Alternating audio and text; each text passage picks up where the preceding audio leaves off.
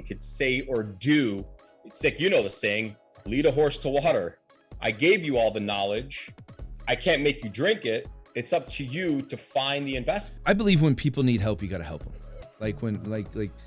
But I also believe that people who continue to need help are there's a form of laziness behind it. So when I say educate, the reason why you want to do that is you want to minimize risk.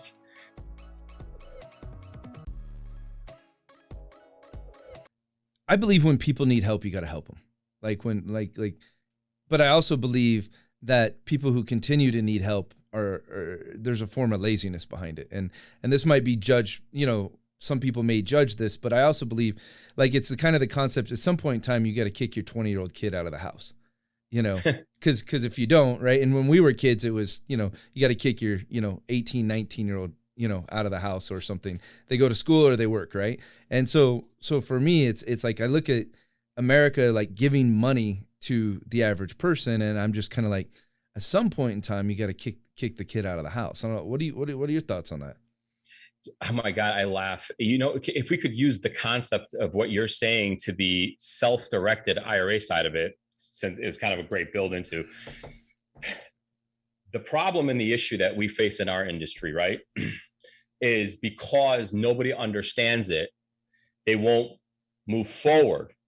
Now, our job, to your point, is to educate. And that's one of the things that I do love about Hard Money and your team is you guys put education first and foremost, very much aligned with what we do here at IRA Club. When you try to educate somebody on, let's say, a self-directed IRA, there's only so much that I or my team could say or do.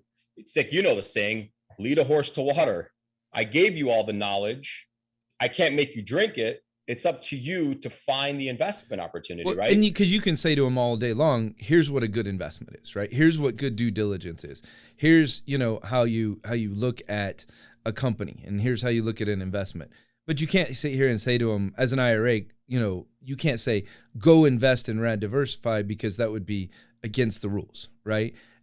So there's definitely that unique balance. But let's break this down for people, right? What are, if before someone invests in a company, what are 3 or 4 things that are must-haves that they must know, that they must have as a part of their due diligence before they make a decision? Honestly, when it comes to self-directed IRAs, my number one rule, first and foremost, is educate yourself first on the topic.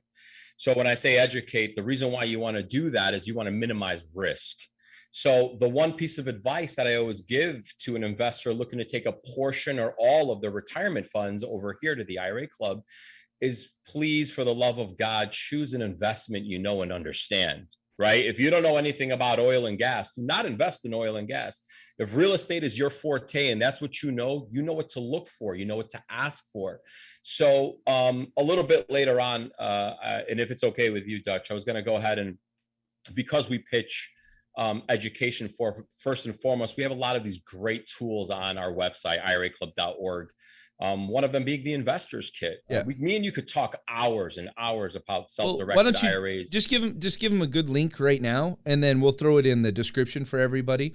That way that they have the good link, and then we can dive more into it towards the end of the podcast too. Oh, absolutely. So if you just go to iraclub.org, or hence the educational piece of it, right on top, there's the Investors Kit. So what is the IRA Club Investors Kit? It actually came out to be a blessing in disguise, Dutch. Because of the pandemic, it was something that I worked on about 3.5, 4 years ago. Something that we never had was an educational guide, something to walk them through this whole process. So what I did was I created a course curriculum walking through what is a self-directed IRA, what is a Roth, what is a traditional, what is a 401k versus a SEP. Naming a beneficiary. Most people don't know that you could partner your IRA accounts to make larger purchases, prohibited transactions, things to look for, not look for, red flags, so on. But to the actual process itself. Now, what I love about the Investors Kit, for the same price of the $195 that it is to purchase it, it costs the same to open up an IRA account here at the IRA Club. So I said, let's practice what we preach, right? Education comes first. Let's give them the free IRA account. So I thought that was a great tactic, and a lot of people jumped on board, especially when this pandemic hit, because the way we used to generate and talk and get the word out about self-directed IRAs was we used to attend events, symposiums, workshops, conferences all over the country. In fact, Dutch, I think we had 44 live events planned out for 2019 leading into 2020 that just went to zero overnight.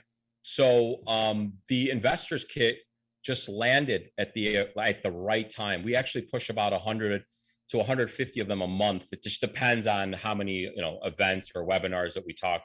But it's been doing phenomenally well and just getting the word out. And that's all we want to do is just create education's really important. But I want to dive into this just a little bit, because I think I'll give you a great example. So I have a kid that works for us. I say kid, he's 25, right? He's worked for us for years. He's a professional.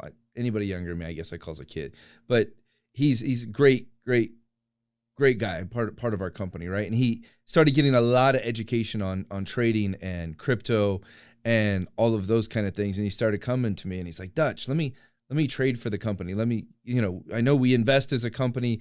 Let me trade for the company. Let me trade for the company. And typically I'll say, well, why don't you go paper trade for, 3 months or, 4 months and let's take a look at the results and see what that goes and different things. Right. And he got really, a lot of education and training on stuff. And eventually we opened him a $20,000 trading account. Right. And he lost a large portion of the $20,000. And what I came to realize was that, like, education can also be dangerous. I see this with a lot of real estate investors, right? And it's because a lot of the gurus, right? A lot of the how-to kind of people, a lot of them educate in a way where they're going to make people think they can do it, which you got to instill confidence or you can never do it, right? But at the same time, a lot of them have holes in their training and holes in their teaching. And so that can be also dangerous as people educate on a subject, right? In order before they make the investment into it. Because almost sometimes the education can make them think they want to go do it themselves or they can do it themselves, right? And so, when I used to coach college baseball and I would give private lessons to kids, and then the parents would want to tell me how their kids should be doing baseball, I would be like, let the professionals do what the professionals do. But is it a professional that hits like the checklist? And so for my checklist, a book I always go back to is Richest Man in Babylon. I don't know if you've read it or not, but it is my, when it comes to investing money, it's probably one of my most cornerstone bread and butter books, and invest with people with a track record and a history of success, right? And invest, like you said, one of the things in invest in something something about, something you have an understanding, something you have a history in. And, you might work in telecom, you might work in the restaurant business, you might work in other types of industries. And if you can find a sideline to that from an investing standpoint, it could be, hugely helpful. And I also think